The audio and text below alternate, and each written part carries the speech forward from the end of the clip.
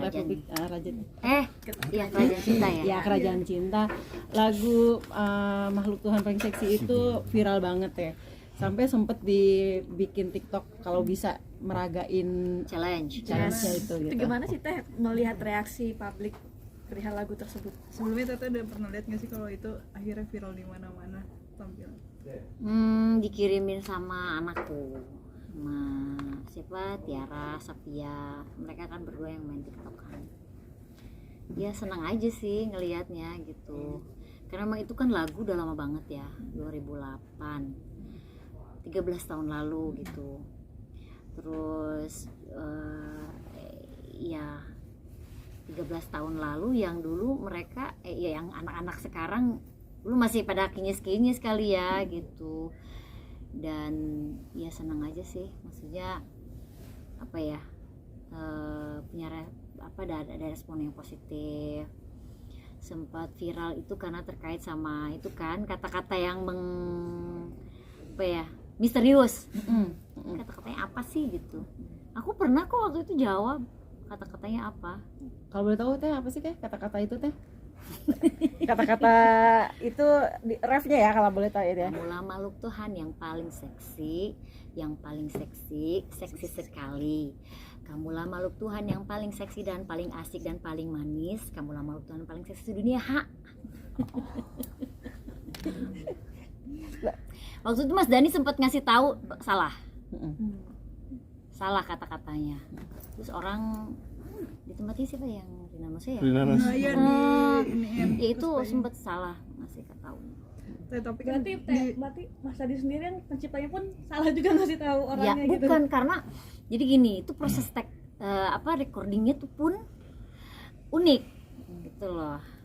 Karena pas recording itu aku pun nggak ngerti nih kata-kata ini buat apa sih ya. Tek vokalnya ngambilnya satu suku kata. Yang cepet-cepetnya itu tuh ngambilnya satu suku kata waktu itu. Bukan nge-rap. Karena memang kan dia tuh cepet banget ya. Makanya Mas Dani waktu itu, kamu ngambil ini. Yang awalnya sih enggak, yang kamulah makhluk Tuhan paling seksi, yang paling seksi itu enggak. Itu nyanyi biasa. Pas bagian yang pas satu suku kata satu, ngapain ini? Pas gitu jadi mau dibikin ini gitu.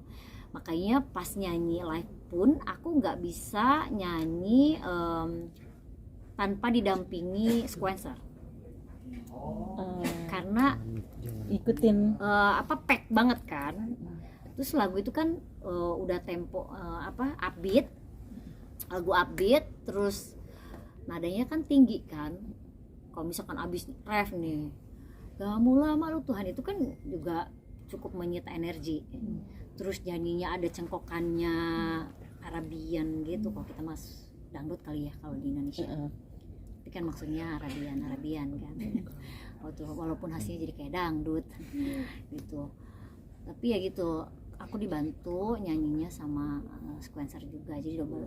Berarti fun fact-nya adalah itu nyanyinya nggak langsung ya Teh? Bukan langsung tapi bukan nge-rap. Hasilnya seperti nge-rap. Waktu tag pertamanya itu Mas Dani recordingnya itu bukan nge-rap langsung, enggak.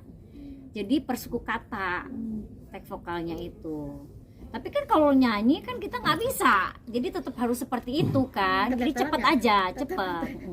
Makanya aku nyanyi pasti double gitu loh. Sempet take berapa kali Teh untuk cepet kayak gitu Teh? Apa itu memang di mixnya itu yang ketika sudah jadi atau memang Teteh yang langsung nyanyi itu? Waktu pas recording ya itu yang aku bilang itu pokoknya per suku kata. Ini ngerasa jadi kejeniusannya Mas Ahmad Dhani nggak sih, karena dikira orang kan nge-rap ya, tapi ternyata fun fact-nya adalah per suku kata nih. Nah itu tadi, makanya Mas Dhani tuh ya memang dia visioner banget lah. Tuh, bukan aku memuji suamiku sendiri ya.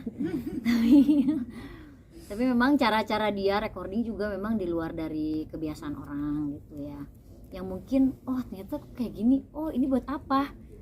Iya, ini bagus juga ya hasilnya gitu. Tapi ya gitu, pada saat kita live-nya memang jadi kalau kita nggak bisa ngikutin, nggak bisa ngimbangin ya hasilnya nggak bisa bagus gitu. Jadi bagus secara teknik, hasilnya memang bagus, tapi mau nggak mau aku harus bertanggung jawab nih pada saat perform. Ya aku perform juga tetap harus ikut nyanyi gitu loh. Kalau bisa dibilang itu kategori apa sih Teh? Kalau boleh tahu, ketika kan nyanyi dulu dan nyanyi terus masuk ref, terus itu bisa dikategorikan lagu apa sih Teh? Part apa gitu ketika itu sendiri? Itu apa ya? Dibilang bridge bukan. Karena itu aneh sendiri. Itu masuknya apa gitu ya? Hanya Mas Dani yang bisa menjelaskan itu masuk kategori. Tapi kemarin pada saat persiapan sendiri kan orang taunya nge-rap nih ya Teh Mula gitu kan. Nah, latihannya gimana biar akhirnya lancar? Ya latihannya semuanya? biasa aja sih Mbak, karena gini, kebetulan kan aku kalau dapetin lagu dari Mas Dani itu selalu ada PR gitu ya. Kayak misalnya nih lagu aku jatuh cinta lagi, itu juga lagu susah juga. Maksudnya kalau kita perform tuh kalau fisiknya lagi sakit gitu ya lumayan sih, karena dengan ritme lagu yang padat itu dari satu bait ke bait yang lainnya itu nempel banget, lagunya upbeat, temponya upbeat, dengan cara nyanyi yang beda-beda dari satu bait ke bait yang lain. Tahu-tahu landai, lalu tahu-tahu tinggi, tahu-tahu cepet, ya nggak gampang nyanyinya. Jadi emang ya udah gitu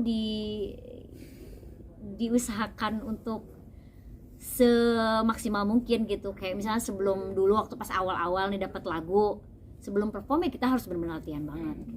Nah itu kan sampai dibikin challenge itu sendiri, udah ada yang nge-DM Teteh nggak sih untuk Banyak sih, dapat bukan DM sih waktu itu, malah justru yang heboh-hebohnya bukan kemarin ini ya, tahun berapa sih ya, waktu berapa tahun lalu 2001. ya, sempet kan yang aku lupa sih tahun berapanya. Sempat aku juga nge-repost di story IG ya. Bagus-bagus sih orang-orang yang ngikutin gitu ya, ngikutin challenge nyanyi bagian part itu ya, yang part yang cepet itu. Tapi sekali lagi nyanyi lagu itu emang nggak mudah gitu. Apalagi dengan misalkan nih kamu nyanyi Maluk Tuhan dari awal sampai akhir, cobain aja, gak gampang emang. Gak gampang emang. Jadi kayak misalnya nih aku nyanyi lagu Maluk Tuhan paling seksi itu part bagian itu, aku dikasih kamu harus dance, nggak akan bisa.